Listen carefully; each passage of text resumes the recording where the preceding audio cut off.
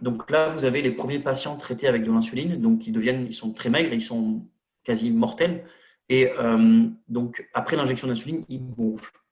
Il faut savoir donc que là, on est en train d'expliquer que 6 ans après un régime drastique, on a une résistance à l'insuline qui devient plus élevée. Et Anthony, tu avais Ouais, des moi, cas. j'aime bien montrer un exemple pour ça, juste au niveau de l'insuline. Bon, c'est grossi, hein. Mais si vous allez prendre par exemple quelqu'un qui a un maintien de base à 2000 calories, c'est-à-dire que chaque jour, il va manger pour 2000 calories et son poids va être stable, ce qu'on appelle un maintien. À 2000 calories, on parle d'une diète variée, équilibrée. Si cette personne-là, vous la passez à 1800 calories, mais par exemple que de sucreries, même que d'un bon miel, par exemple, bio français, euh, là, personne va manger 1800 calories que de miel. Mais on peut se dire, OK, donc on passe de 2000 à 1800 calories, ça fait 200 calories en moins, donc cette personne-là va maigrir. Sauf qu'en pratique, c'est pas comme ça. Là, on parle juste de l'insuline, mais là, trop d'insuline, je parle pas d'un petit peu, mais de trop, bah, vous verrez que même avec 200 calories en moins, bah, la personne va prendre du poids en fait. Donc, c'est un paramètre qui est à prendre en compte et pas seulement les calories. Et donc, l'insuline est un peu celle qui ouvre le stockage. Il ne faut pas rester focus que sur ça. Là, ce qu'on est en train de mettre en avant, ce n'est pas la prise de gras par l'insuline, c'est la prise de gras via le régime drastique qui a été fait et qui est présente 6 ans après le régime. Qu'en est-il des personnes qui sont en régime chaque année, en permanence? Par exemple, pourquoi manger plus fait maigrir? Alors, je vais vous montrer un cas concret. Un cas concret. Par exemple, moi, j'ai des obèses, voilà, des personnes qui vont faire 120, 150 kilos, qui viennent me voir et qui sont à peine à 2 repas par jour. Ils sont souvent à 2 repas, ça peut être des gros repas des fois, très souvent même, mais on va dire ils sont entre 1000 et 1200 calories. Ils ne perdent pas de poids. De base, quand on est obèse, enfin quand on fait un gros poids comme ça, 1200 calories, on est censé perdre énormément de poids.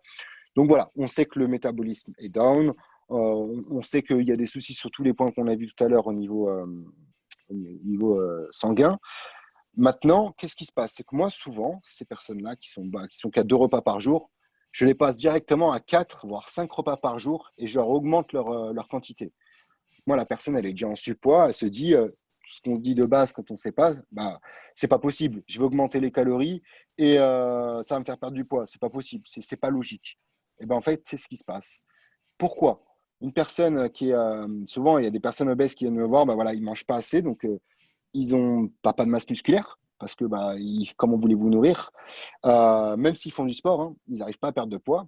Et donc le fait de les augmenter comme ça en calories, au passage, moi je leur mets toujours une dose de sport. Après, même s'ils sont juste à la maison, il y a quand même deux, trois choses à faire. Au moins, juste une petite dépense, une activité pour se dépenser.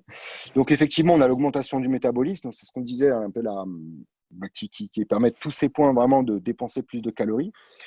On a l'activité thyroïdienne qui augmente. Donc, à contrario de ce qu'on voyait tout à l'heure, c'est qu'en régime, en période basse, l'activité thyroïdienne chute complètement. À C'est ce qu'on contrario, a quand vu on remet des dans calories, Biggest Loser, oui. c'est Ça ça. avait chuté, Là, oui. ça commence à remonter.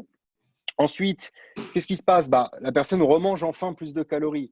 Donc, son corps peut refaire aussi de la masse musculaire. Donc, ça fait partie quand on dit le métabolisme, c'est vraiment tous ces points-là, hein. Donc, vous avez une plus grosse masse musculaire. Donc, la masse musculaire, va vous aider bon, à faire de plus gros entraînements, mais surtout, c'est une dépense calorique constante. C'est-à-dire que même quand vous êtes au repos, que vous n'allez pas vous entraîner, si vous avez de la masse musculaire, bah, vous allez devoir manger de la calorie parce que votre corps va réclamer juste pour conserver la masse musculaire. Donc, c'est un total calorique plus élevé. Donc, de faire du muscle, c'est de la perte de gras sur le long terme. Il faut voir un peu les choses comme ça. C'est pour ça que souvent, il y en a, ils ne comprennent pas pourquoi la musculation fait souvent perdre plus de gras que le cardio. En fait, le cardio, vous allez avoir une grosse perte de gras sur le moment. Si vous faites un cardio très intense, vous pouvez avoir plus de perte de gras, de dépenses caloriques qu'un entraînement de musculation. Ça peut arriver si votre entraînement n'est pas de grosse intensité. Cependant, l'entraînement qui va vous faire prendre du muscle, lui, va vous faire perdre sur le long terme parce que vous allez tout le temps brûler de la calorie pour maintenir votre masse musculaire. Enfin, on a une augmentation de la thermogénèse, hein, donc c'est la dépense énergétique qui a augmenté, qui est reliée au métabolisme. Donc effectivement, bah, plus votre corps est habitué à manger, plus vous avez aussi votre thermogénèse qui augmente. Donc vous allez dépenser aussi de la calorie tout le temps. votre corps un peu chauffé pour imager tout ça. Et enfin, on a une utilisation optimale des substrats énergétiques. Comment expliquer ça? Est-ce que tu veux faire l'explication un peu plus scientifique là-dessus? Et Sur l'utilisation du sucre ou des… ouais, voilà. Après, en gros, alors je fais En fait, nous disons l'explication par exemple basique. les uns… Vas-y, je te laisse.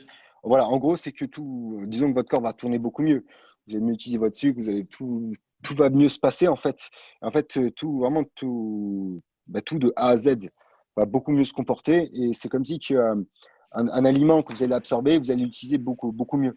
Si je peux le En résumer fait, comme ça. si on donne l'exemple de la résistance à l'insuline, il faut savoir Mm. que lorsqu'on prive le corps d'un aliment, donc c'est la diabolisation de certains nutriments et de certains aliments qui a conduit aussi à l'obésité.